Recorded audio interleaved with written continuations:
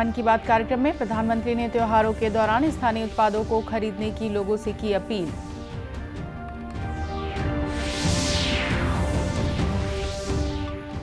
केंद्रीय मंत्री ने कहा कि छत्तीसगढ़ सहित किसी भी राज्य में खाद और बीज की कमी नहीं होने दी जाएगी।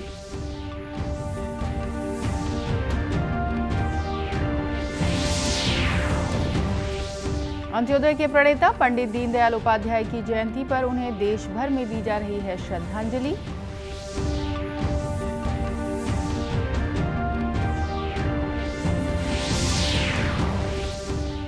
और जांजगीर चांपा जिले में मगरमच्छ उद्यान बच्चों और बड़ों के लिए बना आकर्षण का केंद्र।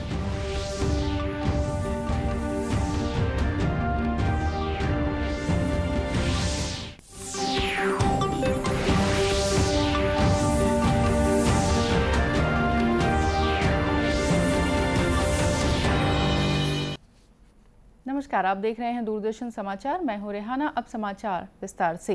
प्रधानमंत्री नरेंद्र मोदी ने 2 अक्टूबर को गांधी जयंती और आगामी त्योहारों को देखते हुए लोगों से स्थानीय उत्पादों की खरीदी के अभियान को तेज करने की अपील की है।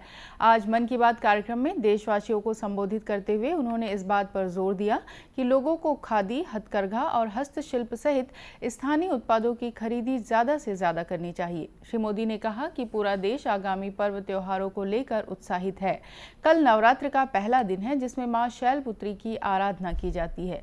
उन्होंने कहा कि भारतीय त्योहार अनुशासन और आत्मनियंत्रण के माध्यम से सिद्धि प्राप्ति का संदेश देते हैं।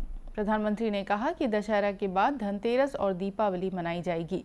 उन्होंने कहा कि स्थानीय कारीगर, शिल्पकार और कारोबारी भी हमारे त्योहारों का अहम हिस्सा होते हैं। चारों ओर उत्सव की रौनक है। कल नवरात्रि का पहला दिन है। इसमें हम देवी के पहले स्वरूप मां शैलपुत्री की उपासना करेंगे। यहाँ से 9 दिनों का नियम, संयम और उपवास, फिर विजयादशमी का पर्व भी होगा। यानी एक तरह से देखें तो हम पाएंगे कि हमारे पर्वों में आस्था और आध्यात्मिकता के साथ साथ कितना गहरा संदेश भी छिपा है। अनुशासन और संयम से सिद्धि की प्राप्ति और उसके बाद विजय का पर्व, यही तो जीवन में किसी भी लक्ष्य को प्राप्त करने का मार्ग होता है। दशहरे के बाद धनतेरस और दिवाली का भी पर्व आने वाला है। साथियों, बीते वर्षों से हमारे त्योहारों के साथ देश का एक नया संकल्प भी जुड़ गया है। आप सब जानते हैं, ये संकल्प है वोकल फॉर लोकल का। अब हम त्योहारों की खुशी में अपने लोकल कारीगरों को, शिल्पकारों को और व्यापारियों को भी शामिल करते हैं। आने वाले 2 अक्टूबर को बापू की जयंती के मौके पर हमें इस अभियान को और तेज करने का संकल्प लेना है। प्रधानमंत्री ने कहा कि त्योहारों के दौरान साफ सफाई का विशेष ध्यान रखा जाना चाहिए। पॉलीथीन का यत्र तत्र उपयोग हमारे त्योहारों की मूल भावना के विपरीत है। श्री मोदी ने देशवासियों से अपील की कि वे केवल गैर प्लास्टिक थैलों का उपयोग करें जो स्थानीय स्तर पर बने हों। उन्होंने इस बात पर संतोष जताया कि देश में कपास, पटसन और केले के तने से बने पारंपरिक थैलों का चलन बढ़ रहा है। प्रधानमंत्री ने समुद्र तटों की साफ सफाई के लिए चलाए जा रहे स्वच्छ सागर, सुरक्षित सागर अभियान की भी सराहना की। प्रधानमंत्री ने तपेदिक रोगियों के प्रति लोगों की सकारात्मक भावना की प्रशंसा की, जो ऐसे रोगियों के लिए पोषक आहार उपलब्ध कराने में महत्वपूर्ण भूमिका निभा रहे हैं। आज दीनदयाल उपाध्याय की जयंती पर श्री मोदी ने उन्हें एक महान मानवतावादी चिंतक और भारत का सच्चा सपूत बताया है। उन्होंने यह भी कहा कि आज़ादी का अमृत महोत्सव के दौरान लोगों को देश के विकास की दिशा में आगे ले जाने के लिए दीनदयाल उपाध्याय के जीवन से प्रेरणा लेनी चाहिए। प्रधानमंत्री ने कहा कि शहीदों के स्मारकों को पुनर्जीवित करने के लिए उनकी सरकार प्राथमिकता के साथ पहल कर रही है। हाल ही में दिल्ली में कर्तव्य पथ पर नेताजी सुभाष चंद्र बोस की प्रतिमा का अनावरण इसी दिशा में एक कदम है। श्री मोदी ने उम्मीद जताई कि इस वर्ष 28 सितंबर को शहीद भगत सिंह की जयंती के अवसर पर देश के युवा कुछ नया अवश्य करेंगे। केंद्रीय रसायन और उर्वरक राज्य मंत्री भगवंत खुबा ने कहा है कि देश के किसी भी राज्य में किसानों के लिए खाद और बीज की कमी नहीं होने दी जाएगी। आज रायपुर में पत्रकारों से चर्चा करते हुए केंद्रीय मंत्री ने कहा कि राज्य सरकार ने प्रदेश में खाद और बीज की कमी की तरफ केंद्र सरकार का ध्यान आकर्षित कराया है। इस संबंध में केंद्रीय मंत्री ने कहा कि पिछले 8 वर्षों के दौरान केंद्र सरकार ने सभी राज्यों के लिए पर्याप्त मात्रा में खाद और बीज उपलब्ध कराया है। उन्होंने खाद जैसे संवेदनशील विषय पर विपक्षी दलों से राजनीति नहीं करने का आग्रह भी किया। केंद्रीय मंत्री ने कहा कि खरीफ मौसम की तरह आगामी रबी मौसम के लिए भी खाद और बीज की कमी नहीं होने दी जाएगी। इसके लिए छत्तीसगढ़ सरकार की मांग के अनुसार पर्याप्त मात्रा में खाद और बीज उपलब्ध कराया जा रहा है। अंत्योदय के प्रणेता पंडित दीनदयाल उपाध्याय की जयंती पर आज उन्हें देश भर में श्रद्धांजलि दी जा रही है। इस मौके पर प्रधानमंत्री नरेंद्र मोदी ने अपने संदेश में कहा कि गरीबों की सेवा और अंत्योदय का पंडित दीनदयाल उपाध्याय का दर्शन हमें निरंतर प्रेरित करता रहा है। इस मौके पर देश के अलग अलग स्थानों पर श्रद्धांजलि कार्यक्रम भी आयोजित किए जा रहे हैं। इन कार्यक्रमों में पंडित दीनदयाल उपाध्याय के योगदान का स्मरण किया जा रहा है। इसी कड़ी में राजधानी रायपुर के तेलीबांधा में स्थापित पंडित दीनदयाल उपाध्याय की प्रतिमा पर केंद्रीय उर्वरक और रसायन राज्य मंत्री भगवंत खुबा ने माल्यार्पण कर उन्हें अपनी श्रद्धांजलि दी। इस अवसर पर केंद्रीय मंत्री ने कहा कि देश के अंतिम पायदान पर बैठे व्यक्ति तक शासन की सारी योजनाओं का लाभ पहुंचे, यह अंत्योदय का सिद्धांत है। समाज के आखिरी छोर पर बैठा हुआ व्यक्ति को सरकार की सहूलतें मिले, ये परिकल्पना, अंत्योदय की परिकल्पना दीनदयाल उपाध्याय जी ने देश का राजनीतिक क्षेत्र में दिया है।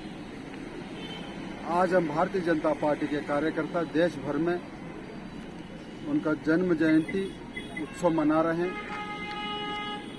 और उनका दिया हुआ योगदान स्मरण भी कर रहे हैं। वहीं आज दुर्ग में भी पंडित दीनदयाल उपाध्याय की जयंती पर विभिन्न कार्यक्रमों का आयोजन किया गया। इस अवसर पर दुर्ग जिला भाजपा के अध्यक्ष जितेंद्र वर्मा ने कहा कि अंत्योदय के सिद्धांत से पंडित उपाध्याय ने गरीबों की सेवा का मार्ग दिखाया। Pandit Deendayal Upadhyay ji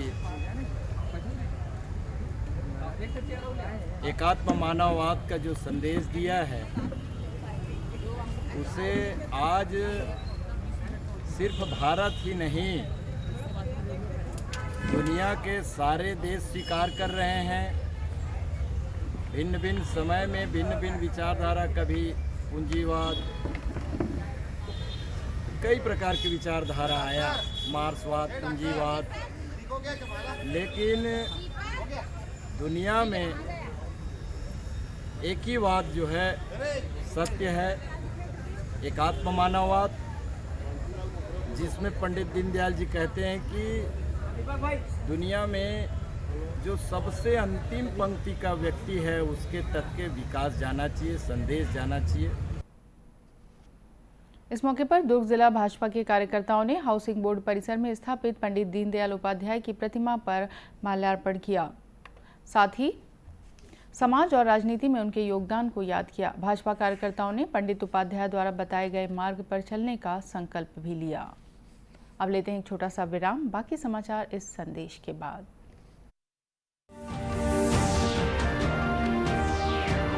Hey girls! Hi! Congratulations! आज तो पार्टी चाहिए। पहले चैंपियन के साथ सेल्फी लेंगे। आइडिया, यही करते हैं पार्टी। Pizza party. ये चल अपना कार्ड और पिन दे। मेरे कार्ड की डिटेल्स मैं खुद ही डालूंगी। आरबीआई कहता है अपना पिन, ओटीपी, सीवीवी या इंटरनेट बैंकिंग पासवर्ड किसी के साथ शेयर ना करें। ऑनलाइन बैंकिंग सिर्फ अपने कंप्यूटर, मोबाइल और सिक्योर नेटवर्क से करें। बाय गर्ल्स, कहाँ जा रही है? सुना नहीं, नो शेयरिंग। आरबीआई कहता है जानकार बनिए, सतर्क रहिए।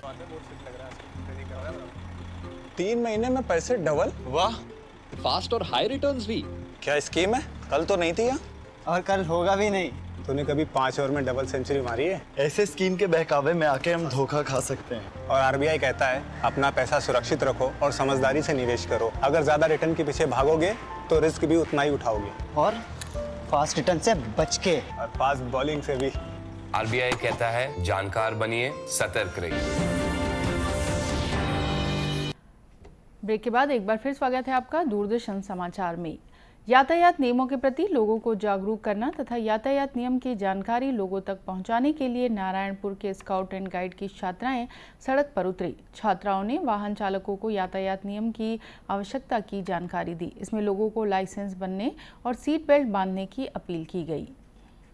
यहाँ पे आके मुझे बहुत अच्छा लग रहा है और जो 3 सवारी उन्हें हम रोक के उनको बता रहे हैं कि 3 सवारी गाड़ी नहीं चलानी चाहिए, 3 सवारी में एक्सीडेंट भी हो सकती है और जिनका नंबर प्लेट नहीं है गाड़ी में उनको नंबर प्लेट लगवाने का जागरूकता करवा रहे हैं, बता रहे हैं।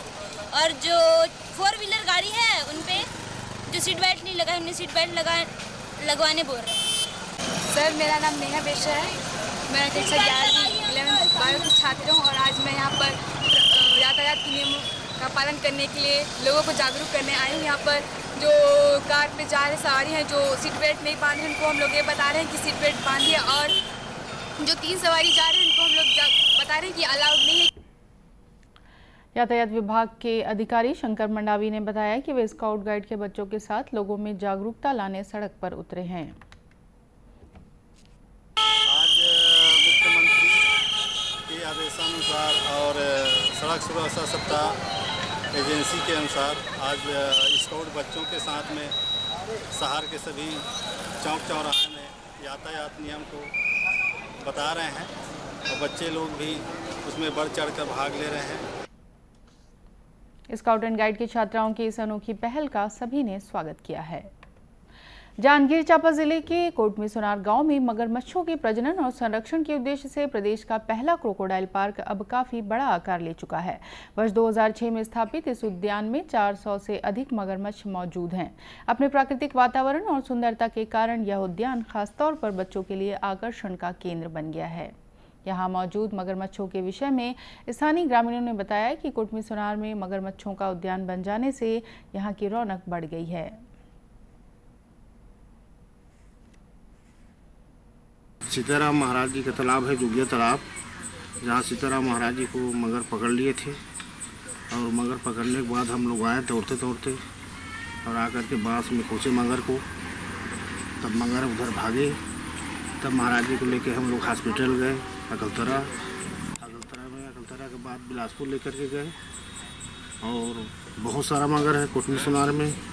गढ़ भी है, 3-4 ठो गढ़ है, गढ़ के पास भी तालाब है, उसमें भी है मगर। अभी भी रहते मगरमच्छ में भले ले जाके डाले जाते दिखे के बावजूद ट्रेनिंग कर करके आए आदमी बनता। लेकिन पहली जो स्थिति रही से तोने स्थिति अभियो हवा अभियो डाले बर, लेकिन अभी भी जगह जगह अंडा जोगिया तालाब में जगह तालाब के होती हो पीछे तरफ सब आदमी मन मैदान उदान जाते कभू कभू तो कति देखे बर मिलते। लइका मने दे संध्या पूजा उजा करे जाते तब मगरमच्छ मन दिखाई देते। और बीच में एक ठो इसनो घटना भी हो गई से कि एक जन लड़का ला मगर खींच के ले गई से ऐसे के जेकर बाद में पता चलिस। इस उद्यान में मगरमच्छों के लिए जलाशय सहित अन्य व्यवस्थाएं की गई है। थोड़ी थोड़ी दूर पर मगरमच्छ के विश्राम के लिए रेत के टापू भी बनाए गए हैं। इस उद्यान में मगरमच्छों की देखभाल के लिए स्थानीय ग्रामीण भी पूरा सहयोग करते हैं। कभी कभी मगरमच्छों के बच्चे जलाशय से बाहर निकलकर रास्तों पर भी आ जाते हैं। ऐसे में ग्रामीण इन मगरमच्छों को खुद ही जलाशयों में छोड़ देते हैं। इस तरह कोटमीसुनार गाँव में मगरमच्छों और इंसानों के बीच एक दोस्ताना रिश्ता बन गया है। जगदलपुर में जिला स्तरीय आदिवासी नृत्य का आयोजन किया गया। इस आदिवासी नृत्य प्रतियोगिता में बस्तर संभाग से आए हुए नृतक दलों ने आदिवासी नृत्य की प्रस्तुति दी। इसमें बस्तर के प्रसिद्ध गोणी नृत्य एवं मांदर की थाप पर बस्तर में विभिन्न अवसरों पर किए जाने वाले नृत्य का प्रदर्शन किया गया। इस नृत्य प्रतियोगिता के बारे में संसदीय सचिव एवं स्थानीय विधायक रेखचंद जैन ने बताया कि आदिवासी संस्कृति को संरक्षित और प्रोत्साहित करने के लिए इस प्रतियोगिता का आयोजन किया गया। आदिवासी संस्कृति, आदिवासी नृत्य, इसको संरक्षित करते हुए इनको प्रोत्साहन देने के लिए हर वर्ष आदिवासी नृत्य महोत्सव का आयोजन होता है। और इसी कड़ी में आज हमारे जगदलपुर में बादल संस्थान में जिला स्तरीय आदिवासी नृत्य महोत्सव का कार्यक्रम आयोजित हुआ है। जिला स्तरीय प्रतियोगिता में विजयी 2 नर्तक दलों को संभाग स्तरीय प्रतियोगिता में प्रदर्शन करने का मौका मिलेगा। संभाग स्तरीय प्रतियोगिता में बस्तर संभाग के 7 जिलों के 2-2 नर्तक दल हिस्सा लेंगे। संभाग स्तरीय 2 विजेता नर्तक दलों को राज्योत्सव में आयोजित राज्य स्तरीय प्रतियोगिता में प्रदर्शन करने का अवसर मिलेगा। और इसी के साथ ये समाचार बुलेटिन समाप्त हुआ। नमस्कार।